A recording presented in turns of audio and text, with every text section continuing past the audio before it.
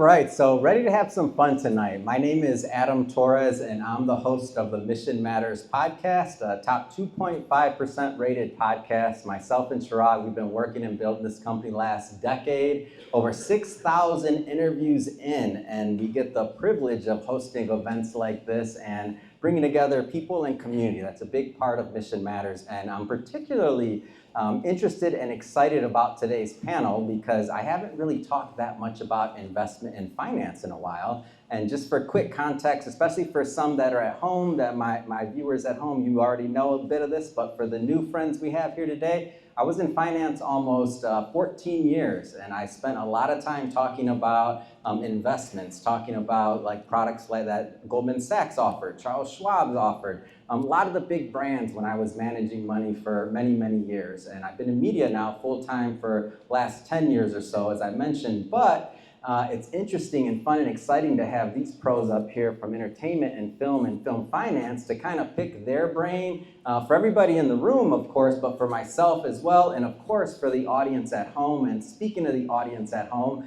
if you're not in the audience, it's probably because you haven't subscribed to our newsletter or our event calendar, which to do that, just head to missionmatters.com and subscribe to that calendar so you can stay up to date and you can get your butt in one of these seats next time as well. All right, so that's my commercial. Thank you, gotta get that one in. Let's get into the program. So first off, some bios. Let's start it off. Jeff Bowler. Jeff. Hello.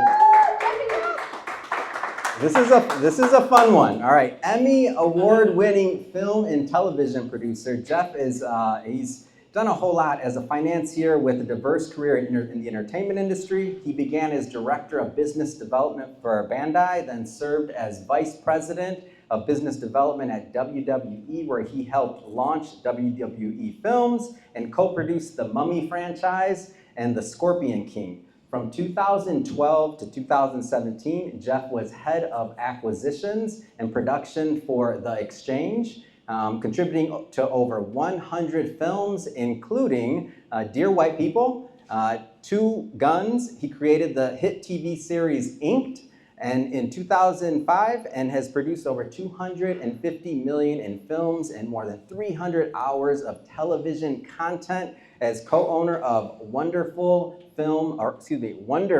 Media, which, hey, it's Wonderful Films too, but Wonder Film Media. So again, for Jeff. Thanks, Alex. All right, Michael. So Michael is founder and CEO of Imprint Entertainment, LLC. Michael has 25 years of experience working in the entertainment industry. He began his career as a talent agent representing writers, directors, cinematographers, and producers. Throughout his tenure as an agent, Michael orchestrated numerous high-profile deals for his clients, including working on iconic projects such as Sex and the City, I, Robot, The Notebook, Nip Tuck, Panic Room, and The West Wing, among many others. In 2008, Michael founded the production company Imprint Entertainment and has overseen more than $1.8 billion in worldwide box office success. So a whole lot of box office success. Notable credits under Imprint Entertainment's banner include the Twilight Saga franchise, as well as films such as Stepfather featuring Penn Badgley and Amber Heard, Pawn starring Forrest Whitaker, Ray Liotta, Common, and Michael Chiklis, and The Vault starring James Franco, Taryn Manning, and Worth starring Michael Keaton and Stanley Tucci. Give it up for Michael. I told you we were going to have some fun tonight. I was like, oh, this is a good panel. So just kind of opening it up to both of you. Entertainment, was this always something you wanted to get into? Is this a business that you were thinking like, that's what I want to do? You go first? Go for it. For me, yeah, entertainment started for me when I was young. I was always the narrator in the school plays, but I also would go to my dad's office and watch him do business and be a businessman. And so at like, 16 or 17, my dream was to come out here and get into the entertainment business. I like being creative, but I also like the deal making. I really enjoy, the art of the deal and then seeing it come through. And then getting to see it on the big screen, or today now on the little screen with 90% of all the movies going to streamers. Yeah. which is great. It's a dynamic and ever-changing industry, and streamers took place of the DVD business. Yeah. Really. Yeah. So. Michael.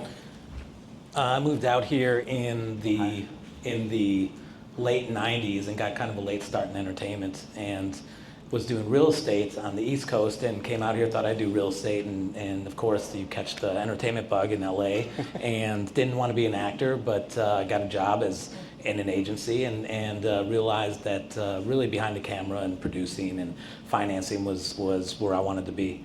And so it didn't necessarily start out, but since I came out here, definitely the direction I wanted to go. All right, now I got a tip before this started from Justin. Justin said, "Hey, we got a great storyteller up here, so we're gonna start with, man, just tell me a story." I was like, Justin told me, Adam, this can't be a boring just finance presentation. He said, "You got a great storyteller up there," so thank you, Justin, for the shout out. Tell me a story, man. There's a lot of good ones. The one that me and Justin were just talking about, it's. I like to say that, deals come and go. They're always there. When I say deals, movie deals for financing. So The one that got away? Yeah, the one that got away. So, we see 20 deals a week that are all financeable. They all make sense. Sometimes we can move fast enough, sometimes we can't. So on one project called Meet Cute with Kaylee Cuoco and Pete Davidson, it came to my desk on a Monday from my old company, The Exchange, and the whole budget was $3.5 million. On paper, we do a full analysis, and Brian, who does sales and distribution, an old friend, he knows his numbers as good as I do. And on paper, maybe that's $5 or $6 million to sale out of the world. Yeah. But there was only a $3 million investment that was needed. Okay, so you can double your money. They needed it by Friday. And there's finishing money. There's due diligence and stuff that we do, and I just couldn't move that fast. So an hour later, they called me and said, okay, we went to someone else. And a week later, they sold it for $22 million. $11 million for international to Amazon, $11 million to Peacock for domestic. But again, I'm in the business of hitting singles and doubles. So when I see $5 or $6 million in sales against a $3 million budget, I get excited. We just couldn't move that fast because we didn't have our own fund. So I'd have to call the banks. The banks do closings. It's months and months and months. Or you call a private investor or a private lender within Hollywood, and they charge you 20% flat, even if it's a 90-day bridge. So, so we lost that one. Yeah. But again, there are deals every week that come across your desk. Maybe not that good, and I don't think anybody saw that coming anyway. But yeah. Michael, you didn't know this was coming, but man, you were an agent. You've been 25 years and stuff. Tell me a story. Tell me an entertainment story. Come on, I know you know that. You didn't know that was coming. I didn't. I mean, Jeff and Justin are to blame on this one. Jeff and Justin, but I know you got some I could go stories. the opposite of Jeff on You this. I was involved in a film, and some investment bankers out of New York were funding the project. And again, it comes down to me, it comes down to business. To other people, sometimes the investment bankers will get wowed, or investors, and they start putting their money into the wrong places. And they brought me on. Salt, come on board, executive produce the movie, and their thing was they're investors on Wall Street. They know what they're doing. Nobody can tell them anything. I told them they're making the movie for way too much. The talent doesn't support the film or the budget, and they said, "Don't you worry, we're going to show Hollywood how to do this." And so they did it. They went and spent $7 million and put $7 million into the movie, which you should never do. And you could make a $30 million movie for that. And they did it all in cash and ended up, losing absolutely everything, by the way. They didn't make a penny on it. I've got a good follow-up to that one. I just thought of it. Get in there. Get in there. He's got me thinking now. He's got me thinking now. Then you just triggered one with your friend Jake. I always give this one story. So I tell people, before you get into the movie business, especially if you know me or you're my friends, call me or call someone in sales and distribution that knows their numbers and say, hey, I'm thinking about doing this movie with this actor and this director at this price. Does it make sense? Most of the time, the answer is no. Yeah. But a friend of mine didn't call first. He called me after and says, hey, I made this $10 million movie in London. Will you look at it and potentially sell it for me? Yeah. I said, of course, great. You're a great guy. He put up his own money. And I watched the movie, and it looked like a $20 million movie. So the production value was there. Shut down the streets of London, shot it over Christmas, and it was called Breaking the Bank. And Fortuitous? yeah, Fortuitous? and it was Kelsey Grammer, who's known not as a leading man, as more of a character actor, which decreases the value of your film. It is what it is. And it was called Breaking the Bank, and I watched the movie, and we sold it for $600,000. He spent $10 million on it. And I said, Jake, you should have called me first. Don't say that with a smile, man. That hurts. I said, but I told him, I said, call me first. I tell everybody that. Don't spend $1 until you call me, because some people call and say, hey, look, I want to make this movie for $20 million. I said, it's worth $3 million. So if you really want to, go for it, but you're going to lose 17. And that's pretty much what I spend most of my day doing. And a lot of my friends and producers out there, there's one right there, and we do this all day for each other, And so kind of staying along that line of thought and logic. A lot of people, investors in here that maybe you've invested in traditional investments or maybe some alternatives, but haven't really thought about movies or film. You've obviously just given both a couple of horror stories. How is investing in film different from your experience? It's funny, because when I started 25 years ago, my first movie was called Across the Hall. It was Brittany Murphy's last movie. I didn't know what I didn't know at 24 years old, or however, 25. Can anyone relate to that? And I found a great script and a great young filmmaker, and became good friends with Brittany, and she thought this was going to help resurrect her career. And a friend of mine who was an NBA basketball player, same age, we partnered up, and he's like, Jeff, let's make this movie. I'll put up the $2 million, you make it, you get the stars. I said, great, we're gonna make $100 million. And that's what everybody thinks. I had no clue at all what I was doing. I knew how to make a good movie. I didn't know how to sell it. I didn't know how to market it. I didn't know the value of it. We sold it for $1 million, and my friend lost $1 million. And from that day on, I promised myself to learn the business as good or better than anybody, and never ever lose another dollar of my money or any of my friends or any investors' money. And that's what we've done now, almost 200 movies later. So Michael, we hear a lot about the box office, right? That's what gets the headlines. That's what opening weekend, opening box office receipts. How many people went to see it? Is that? So I always think about the investors on the back end of that. If something doesn't do good at the box office, is that kind of like a tale to where the investors are kind of sunk, or is there other narratives? There is.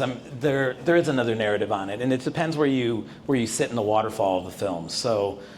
We say if you want your money to be secure and you want the best outcome, and what Jeff and I are doing is put your money into the senior position, to the debt position, or to a gap, or to a position that's first out in the waterfall. So when you sell the film, it doesn't matter if you'll see a film that comes out and it does it was made for $10 million or $12 million.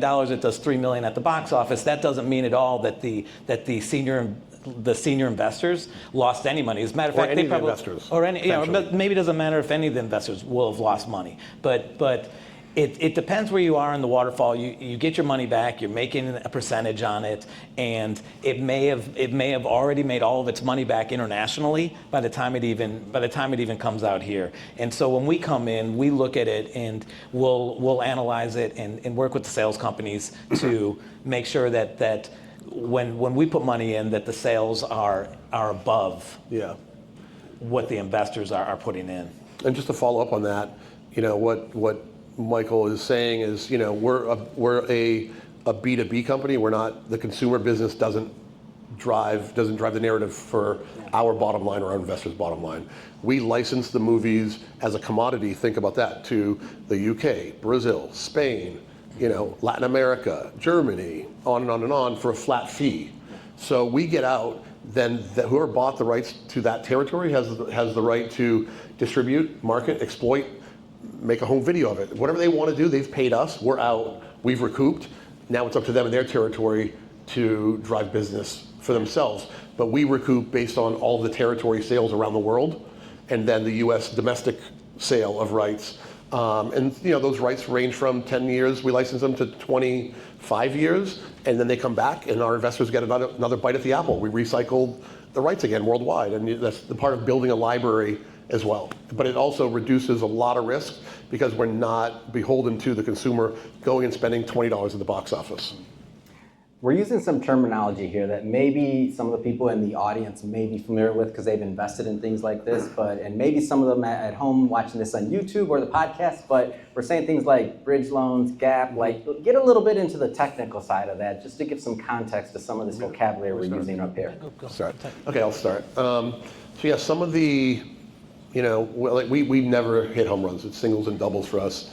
And a few of the different types of loans that we like to do that are very secure, bridge loans. And I was telling a few people out here before this started that, we pay 20% flat kind of as an industry, even if we're borrowing money for 90 days. I don't know, I've borrowed, between both of us, we borrowed at least $500 million in the last 20 years and paid, very high interest rates. And we both know our numbers in business as good as anybody in the business. So now we want to become the bank and be the third-party lender charging everybody 20. So us and our investors can make the arbitrage based off of our discipline and our knowledge. So we'll do bridge loans, which might be, for an example, I made a movie with Morgan Freeman 3 or 4 years ago. I did a personal bridge loan for $400,000. The budget was $7 million, and it was Morgan Freeman, Cole Hauser, and someone else. And the net budget after the budget was $10 million. The net budget after the tax credit was like $7 million. I did a $400,000 bridge loan to Morgan Freeman to hold him. He signs his contract. Then the sales company can now have the right to go sell that film with his likeness worldwide. Now, say they go do $5 million in pre-sales internationally. We've now just reduced that $7 million exposure down to $2 million. So then you pre-sell, the domestic rights for $3 million. That wouldn't be today. That was 3 years ago. That's now cut in half, probably $1.5 million. But now you've laid off your whole budget. So that was a bridge loan. I put up $400,000. I took a lien on the whole movie. So if someone didn't pay me back in the 90 days, I would have taken over the movie, made it, financed it, bonded it, and I would have owned a Morgan Freeman movie for $400,000. Yeah. And I would have made a couple $1 million. They paid me back. We made the movie. I made 20%. Everybody else was happy. So a bridge loan is one. Sometimes we'll do, a cash deposit if it's the right film and it makes more sense. But then there's a thing called gap lending, and it's not gap lending in the traditional accounting world. It's, we have a sales sheet that has every country, and then what we hope to license it for, and what our minimum license fee is in order to make the movie and the financials work. So maybe you sell 20% of those, pre-sell 20% of those territories. And maybe some of the bigger ones, the UK and Germany, maybe you hold those back. And then a lender like myself would come in and say, okay, Germany's worth $1 million on the low end. I'll lend you $600,000, but I'm now taking a lien on Germany. And that's called gap lending in the film business. So we do a lot of that, and it's a good secure way, because now we're actually holding the distribution rights to the UK, to Germany, for a very discounted amount. We'll also do senior lending, so in your traditional debt lending. So if I have a film going right now, we did $12 million. It's worth $12 million internationally. The sales company took it out, and we've so far sold 2 million of the 12 projected. On purpose. On purpose. So we will pre-sell it to get in some money and use that as part of the whole finance plan for the film. And on the 2 million, it's paper from Germany or Russia or whoever. I mean, Russia. Right. I mean, we, believe it or not, we still sell all the territories, and they give us a contract, they give you a deposit, and then we go off to normally a lender, and the lender charges us anywhere from 12 to 18, 20% just to bank the contract. And so we'll get those $2 million banked on the paper. And then when we deliver the film, the territory pays the lender back. And that's really easy debt lending, and every film does it, every independent film for sure. And it's like cash flowing a purchase order in retail. That's it. And then if it was $12 million in pre-sales, and so take that down. So now there's 10 million left that we sell internationally when the movie's done or throughout us making the movie. we could take a gap loan against a percentage of that $10 million that we know we're going to sell. So if we took another $3 million from somebody as a gap loan, that's a really easy loan for somebody to do because they know we're going to sell that portion. We still have $10 million left, and then they'll charge us a ton of money for that. So that's why, we're becoming more of the lender side now, because that's really, that's really where the business is. To add on to that, now that we're becoming lenders, we're not just making our own movies, we're supporting other filmmakers, building better relationships, building more opportunities for more people. That creates more jobs, and it diversifies. We've done well making our own movies, but we have friends here in the audience that have better movies than ours that if we had a few extra dollars we could get in on, and also supports them and their families and jobs, and also gets us down the road building a library with a diverse group of filmmakers. So Jeff, I think you answered this when you talked about the Morgan Freeman movie, but I want to kind of make this connection between film and maybe some of the traditional investments that people have done in the past. And one of the closest ones I could think of would be like real estate. So when you think about real estate, there's always collateral behind it, right? You have the physical product, and you have the property, you have the land, you have something when you think about investing in real estate. So can you kind of help make that connection of how that works? And maybe even if, has anybody ever defaulted? I don't know. Plenty of people do. So you're right. I kind of covered that with the Morgan Freeman analogy. But yeah, so when we come in any position, the collateral that we take is either the entire film's rights, which have a value, and that value is not just made up in ether from us. We have bankable, bonded sales and distribution companies. That's all they do. They give us guidance. So every film project has a comp, just like real estate. You build a house for $5 million on a street that all the houses are $2 million. You overbuilt. You don't want to be in that position, right? You don't want to be in that one. So you want to build for $1.6 million, right? So that's the analogy that we use. It's kind of like a commodity. Every film, we've made a lot of movies with Nick Cage when, you can make these $10 million action films, and get a tax credit for $2 million, make them for $9 million, make $1 million bucks. 3 or 4 people, we split $1 million bucks. It's a nice little day at the office. But that's the discipline. They may not be the sexiest movies, but we're not losing money and we're not getting rich, but everybody's doing okay and we're having fun doing it. But yeah, so when I go back to the gap lending, we take a lien on the territories. That's the collateral. So it's not, when you put up equity in any business, it's speculative, it's risk, right? You're buying points hoping that you're going to hit a home run. We actually never ever do equity. We did, our first movie, we lost. That was 25 years ago, we've learned.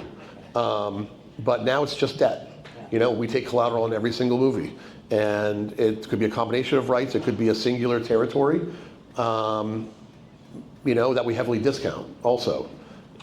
We never put in more than 70% of the lowest estimates of the entire worldwide sales. So then you have a good 30% coverage, and then there's other coverages. Maybe there's equity that sits, behind us. So, but yeah, that's how it works. Michael, how do you mentioned like the valuation of this in movies, and obviously you get a lot of things that come across your desk. I looked at a lot of films. Like, how do you come up with the valuation and make that ultimate decision of like what you're going to back? We work with all the top sales companies and all the top, well, first of all, we've been doing it for a long time, so we have a really good idea anyway. If the film comes in, we know right off the bat, we could tell you if it's overpriced, if we think we're going to be able to get the money back internationally, because that's sort of where we're looking. We may add in a domestic deal if we can do it like a pre-sale or something. But for the most part, we've been doing it for a long time, so we know. But we do work with all the top sales companies, and then we turn around and we take a look at their estimates. And a lot of these sales companies have been doing it for a long time, and they're bankable sales companies. So we know going in, we analyze it, and to us, we may love a project. I had a project in with Channing Tatum recently, and I loved the project. Thought it was great as a producer. He was an actor on it, and we ended up making an offer, not what they wanted, and they ended up making the movie, but it just I loved it, wanted to do it, but it's a business for us too, and so we had ultimately had to pull out of it, and we didn't do it, but it just didn't add up number-wise. Now that movie still may come out and do big numbers, but it's risky, and we're kind of risk adverse, and so unfortunately we didn't get in on it. Hopefully it won't turn out like he's right. We pass and miss a lot of deals because the numbers just don't make sense, and maybe they're very close, or we think it's going to be okay, but if we're thinking splitting hairs, we're out. Can you give an example of maybe a film that was, a fail, it was a bust, and investors lost money, and maybe if they would have been working with you, or if you would have been involved in this, like it may have been a different outcome? Yeah, I'm sure there's tons. God, I mean, there's a list of them, not our movies, because we actually do them right. But we've advised. Yeah, actually, here's a good one. I don't know the exact numbers. Here's a good one. So I'm a producer on the movie Lamborghini, and there's someone else out here from the company there that runs that company.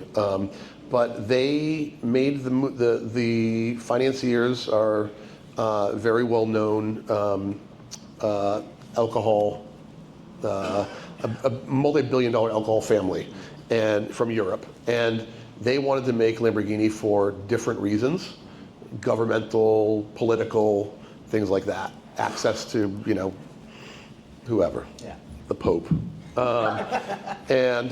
So I advised against spending 20-something million on it, because on paper, to me, it was a marginal script with an okay director. I'm just being honest, not to defend anybody who knows the project or who's friends with Bobby or anybody, but on paper to me, I'm like, I wouldn't put money into it at all, which we didn't, but I helped put it together. I put the cast together, and helped with some of the sales. And I don't know, my guess is they lost 20 million of the $25 million. It doesn't make any sense to me, but they had other motives for doing that and making that investment. And it's not a movie I would make or advise anybody to make, but they did. And I'm sure there's 50 more behind that, 500 more behind that, I don't know.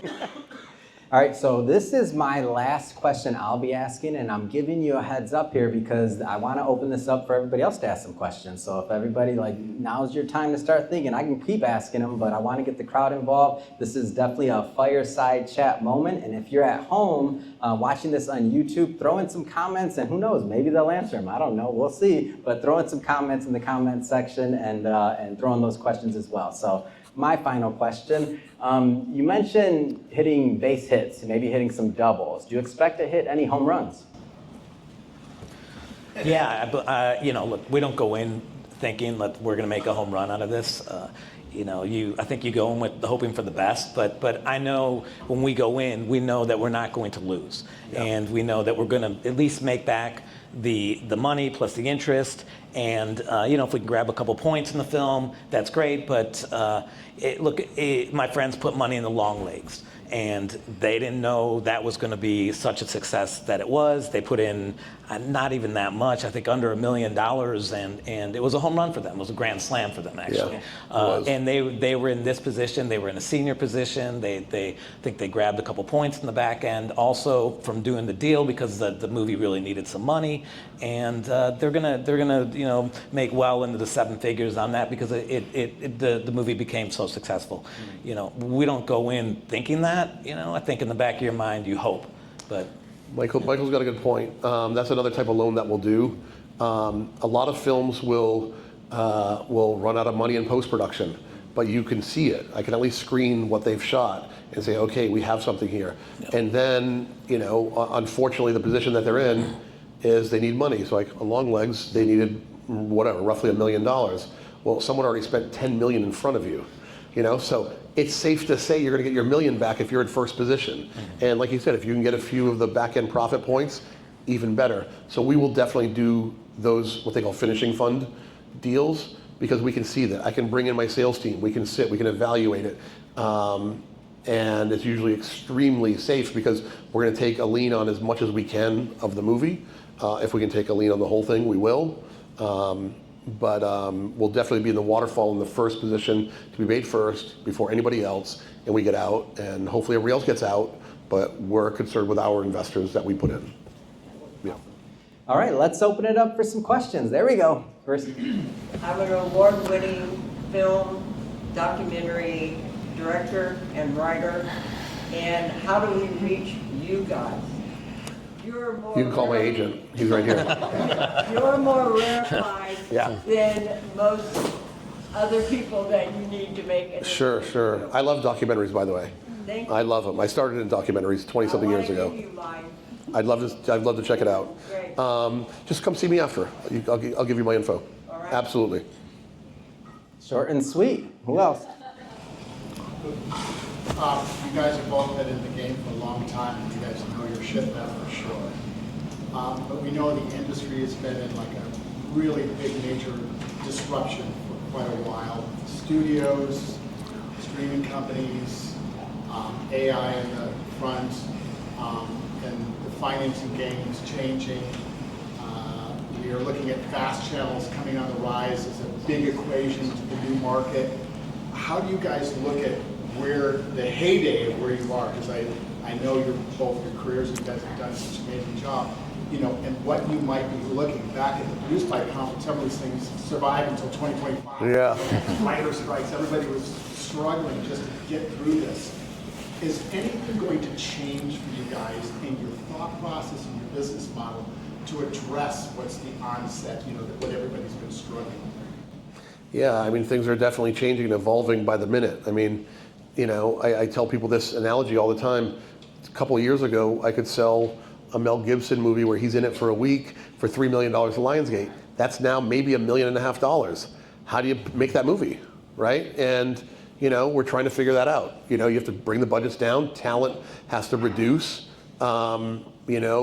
Technology. We haven't done a lot of deals with the Tubies of the world and stuff yet, but I think we will. It's just they're not, the movies that we're making, they're not really able to pay the license fees we need. The good thing is we're playing a little bit, you know, above, I don't want to say the riffraff, but it's really hard when you're making a $3 or $4 million movie and you're, you know, like I saw a few weeks ago, an Aaron Eckhart movie sold for $400,000 for domestic rights.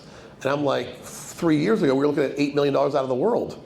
And, you know, you have to adjust, and I think we're all doing it on the fly a bit. Fast channels are definitely interesting, but none of them have money to spend on license fees. So it's like, do you do a straight distribution deal and a revenue share maybe? But again, if we're lending money, I can't take a chance on, then we go into the consumer business. You know, and Do you associate brands? Are you guys considering that? yeah, so here's one thing we didn't talk about, I'll bring up briefly. Yes, definitely brands. Like we're partners with an Australian creative agency that is going to be financing a digital show for us. It's our first digital show we've ever done. I got $40,000 an episode. It's ridiculously cheap.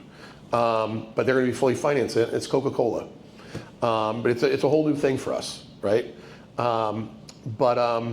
We're also, our new fund that we're putting together has an exclusive first look deal with a company called Platinum Dunes, who's Michael Bay's production company, makes A Quiet Place, The Purge, you know, Friday the 13th, Nightmare on Elm Street, Jack Ryan. So we're going to be, and we're very close, we're both on the board of the company as well. So they've never allowed independent financing to come into their studio deals. So we now have that ability to come and start co-financing with, right now there's a first look deal with Universal and an output deal with Universal for theatrical. And then a second look deal with Sony. And a lot of the company's films were with Paramount.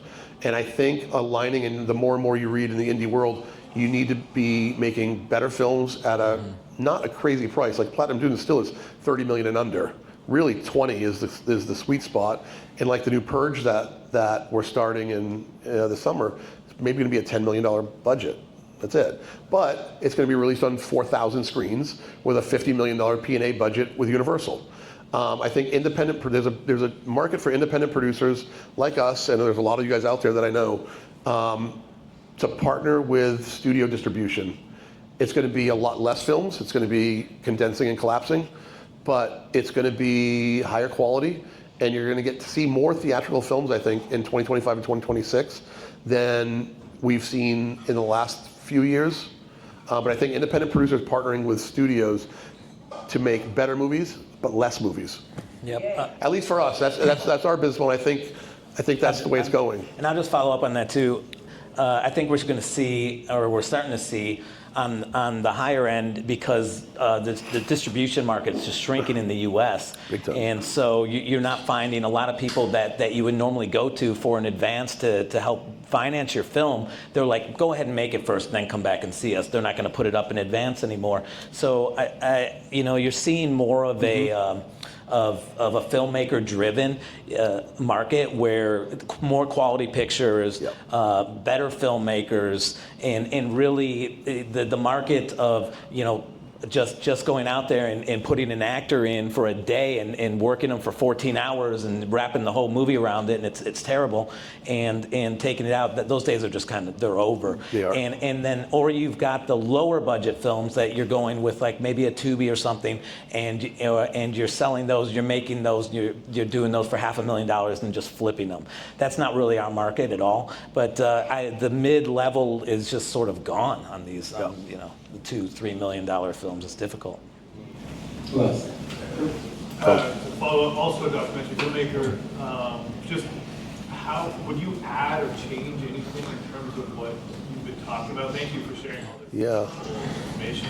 But how does sale distribution of docs or doc series change? That's a really good question. I've made a bunch of docs. I didn't talk about them, but I made a bunch of docs. I won my first Emmy for Best Documentary in 2017. And our sales company, we've sold Little Biggest Farm. We just did a few years ago. What was the Sesame Street one? And we sold it for a record at HBO. I already forgot the title. But I'll tell you, docs, it's hard to make money at docs, I'm sure, as you know. I've made a bunch, and I've maybe made money on 2. And I got a nice statue on my desk. That was the only one we wanted. We made $100,000 on it. But it was a passion, it was a labor of love. Docs are having a resurgence right now. Like, I'm partnered with Mark Wahlberg and his company on a doc, Mike is too. And, we're looking at making, I think you should be making these high-end docs for no more than $2 million. And that's the market, that's what I'm seeing every day with the distributors, the studios, financiers, $2 million-ish. And, but like, I don't know, we've got one that's gonna sell for like $4 million. We made it for $2 million. Just a 90-minute doc on a person. I think docs, quality docs, like you gotta stay out of the $200,000 docs. I did one of those for my old high school a few years ago. There was a Catholic school, one of the oldest in the country, that was getting shut down. They asked me to do a doc. We spent $300,000 on it. We sold it for $50,000. The school paid for it. It was a good advertising campaign for them, and it worked for their purposes. But you got to stay out of that $200,000 to $500,000 docs, because you're just gonna, for the most part, you're just going to get a straight distribution deal and a rev share, not a license fee. I think you should be in the $750,000 to $1 million if you actually want to be able to sell it for network quality control. At that level, I think at $2 million you can make something really nice and really special that could break out into that $4, $5, $6, $7 million sale. I'd say 10 years ago or so, those numbers were far in between. There are a lot more of those deals out there now. What are you seeing on doc series? Like limited, like ongoing, or limited like 6-8 episodes? Yeah, even Or ongoing? 4, like High on the Hog. Yeah. I can tell you what what I'm seeing their sales and budgets are going for, like $500 to $700 an episode, $500 to $700,000 an episode. That's kind of like the license fees I'm seeing for hour-long episodes, 45 to an hour. It's you got to have to get a network order for a docu-series. It's got to be really special these days. It used to be a lot easier to sell them, but if you come in and you're co-financing with a network or a fast channel or someone, there's a lot of room for that. Everybody would love a co-finance partner, right? Nobody wants to take all the risk, especially on the distribution side. Thank you. Yeah, you bet. So this is very interesting. Thank you. Can you elaborate on what the project looks like when it comes to you? It sounds like it's kind of a Good question. scope, and they've got a script and people attached to it. And then I'm curious, like, how does it get to that point? Can you talk about the evolution? Because they're not as familiar with the numbers that you are. Like, you're rattling off, like, why can sell this for 700? How does it even get to that stage? And how much disconnect is there in the market where they put together a budget for 17 and you're like, oh, this is only going to sell for 5. I feel like we planted you. This is unbelievable. I mean, these are some of the best questions. Yeah, so I'll start from the back end. So yeah, so weekly, we both get this. It's like, yeah, we did a budget. It's 22 million. I'm like, and what is that based on? And they're like, oh, it's just, that's what we think it costs. I'm like, okay, well, we'll start there. Your film's worth 4 million. So now let's reverse engineer it. And if you can't, pass. But yeah, when we both started 20-something years ago, we would look at, it was the slow boat. So we would get a script or maybe an idea, then we would go spend 20 grand and hire a writer to write the script for that idea. And it was a passion project, like my first movie with Britney Spears was, not Britney Spears, I did a documentary on Britney Spears, Brittany Murphy. And it took us a year to write the script. And then I got it made, but we've done that 10 other times and got a 2-page outline in a year and never got anything made. And it's we call that development. I think it's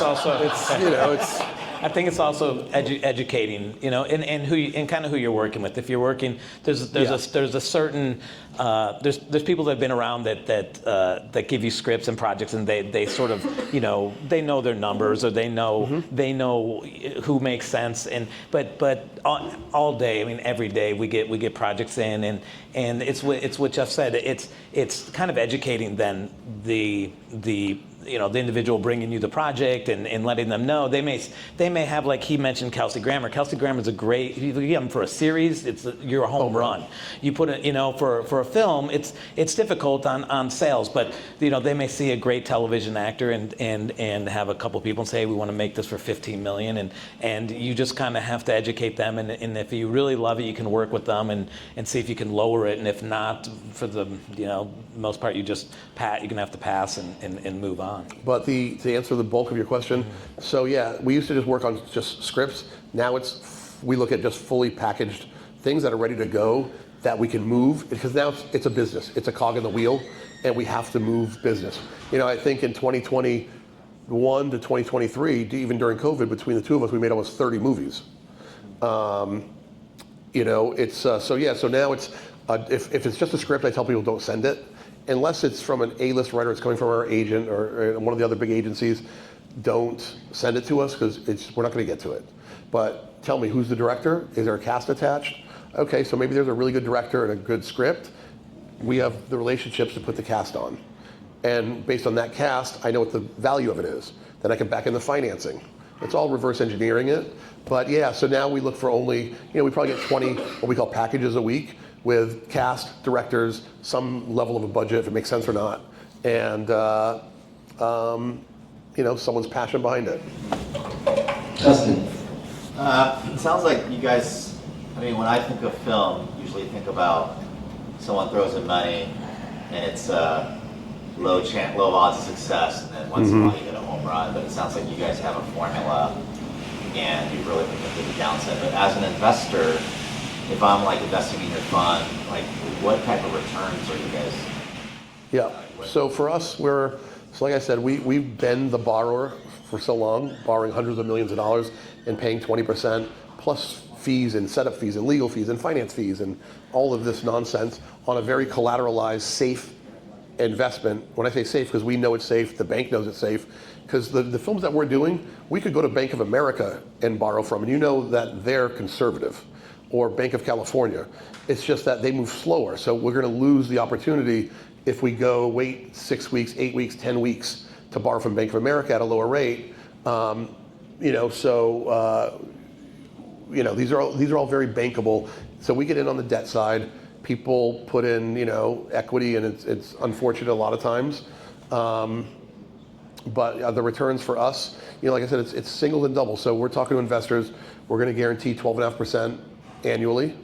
We're going to charge as a company 20 on average, and then we're going to split. We're going to give the investors a third of the profits, which the difference between the 12.5 that they're putting in and the 20, they're going to get a third of that on top of their 12.5. And then we're going to take back end points. So if there is anything that has some level of success that pays out profits, they'll get a third of that too. So, but at 12.5%, just kind of as a flat annual, we think is good and fair. you know, and I can usually turn that money 1.5 times a year. So it's a blend of different loans, bridge, gap, you know, so we do a bridge loan at 90 days and we're making 20% on our money. We do 3 or 4 of those a year for, you know, a couple million. Then we do a gap, you know, a couple gap loans. We take territories as collateral, you know, depending where the film is. If it's in the middle of filming and it wraps in 90 days and it's going to be sold in another 90 days, we're out in 6 months. Those are the deals I like. You know, I don't want to wait around 18 months, 24 months, which we never would. But yeah, so we can turn the money 1.5 times. So there'll be some decent profits. It shouldn't be home run money, but it's 12.5% plus something, you know. All right, maybe 1 or 2 more, and then we'll go for it. I have a related question to Rod's earlier, and for context, I'm a private equity investor, quant job. So clearly, my question is about valuation, and clearly you utilize your institutional knowledge is basically precedent transactions. Correct. So, but do you look at the cast, and this one is a box office draw, this one's a has-been, this is an up-and-comer, and there's obviously a lot of subjectivity, and then who's the director, what is the script, what's the genre? Can you describe kind of, and I know it's very subjective, like what do you do? How do you mix that together? Yeah, that's a good question. You know, your valuation is, you know, 10, 20, 30% too high. Yeah, that happens all the time. There's, you know, that's why you really want to work with bankable, bonded sales companies. When I say a sales company, this is all they do. They have a sales team that does global analysis 24/7 on every movie that's coming and going in every country and domestic. And, you know, the market doesn't change. So, like, when I say, you know, I've made Nick Cage movies, Bruce Willis movies, that was in, you know, where a lot of people were doing them. You hire Nick Cage for a week, and it gives you a valuation of roughly 10 million gross sales worldwide. 1 million from the UK, 750 from Germany, and we have a price sheet. And this is based on all of the comps, the historicals of him with that level director in that genre. And it's not like it changes 50% overnight or 20% overnight. These comps stay, yeah, they can change over a year, 18 months, a couple of years. The value goes up, value goes down. Nick Cage's value now is up. It was down for the last 5 years. I made a movie with him 7 years ago when it was up. But yeah, so every package, it's not really about, it is about the combo, right? If you have a new young director, but you've got, you know, Robert Pattinson from Twilight starring in it, and it's offbeat, quirky film, and it's a $10 million budget, I'd probably pass. If it's a romantic comedy with him and, you know, Kaylee Cuoco, and it's a decent director, or, you know, a decent director and the budget's 10, I think that's a home run. Yeah, genre really does matter as well in it. So it's like, yeah, if you have Robert Pattinson and it's you know, it's a straight up drama. On the international side, it's just difficult. It's worth a lot less. You know, if it's him and it's a cool thriller, you know, you're talking a lot more. Yeah, and different genres sell better than others. And as you said, and sort of every actor, you know, if you look at them, like, I mean, it's kind of crazy, but it's as a commodity, they all have their value. And so people wonder, why do actors get paid so much? And you know why now? It's because some actors really, they know their value and how much they mean for getting your film made. And so even on the independent side, studios know, but studios are thinking, okay, what puts people in theaters or you know, or pushes the streamer? We look at who's sort of, you know, whose value, not only, well, international and domestic, but more on the independent side. And everyone has their value. And you know, and a lot of times, like the newcomers, so like, you know, the cast of Stranger Things, or some of these big hit shows, Outer Banks, you know, someone will come to me and say, okay, I've got this $5 million film starring the lead of, not Millie Bobby Brown, but, you know, someone else in Stranger Things, because she has a ton of value for a young woman right now. And they're like, you know, it's a $5 or $6 million film, but Stranger Things is the #1 TV show in the world. I'm like, they haven't opened up movies in Germany, this cast. You know, they haven't opened up movies in Spain. Yes, it's a big show, and sure, could you take a risk and go make it for $5 million and it's a monster hit? Absolutely. That's not our business. I don't want to take that risk. We use you know, proven commodities. It's usually the older actors. They're proven. You know, you can't make investments being emotional either. Yeah, you know, precedent data. you have to. It's all about the numbers. And at the end of the day, we have our sales sheet. I look at the bottom line. There's 2 columns. The minimum that I need to sell these license fees for in every country, and what I want to sell them for. And if I can't make the film for at least 20% less than the worst case number, we're not interested. All right, last question, and then Shraga come up and close us out. Last question. Don't go in. Oh. With the industry changing so much, what are the biggest opportunities for independent producers, and what are the things that the juice is no longer worth the squeeze? What was the last part? Where, like, what are the strategies that are no longer worth the squeeze, that just are not going to give the producers the big bang for their buck? Yeah. Going back to, I think there's a big opportunity for independent producers to align themselves with the major studios for distribution, because we're seeing it on a daily basis on our Platinum Dune stuff. There's so much opportunity, because a lot of the independent producers, unfortunately, are going to fall by the wayside if they can't adapt, or if they don't have those relationships with the distributors. I mean, even like the Lionsgates and the Verticals, nobody's buying anything right now, and that used to be our bread and butter. So you have to pivot, you have to know where to go, or you have to have the right level of product that cuts through all the noise. But aligning yourself with a film fund, a debt fund like ours, and then having the studio relationships for distribution is really key. And I think there's going to be massive opportunity for the indies. Like, we've done a handful of studio films ourselves where we just produced it and the studios financed and put them out. But there's going to be now the opportunity for people like us and the other independents to come in and say, look, we'll bring some co-financing.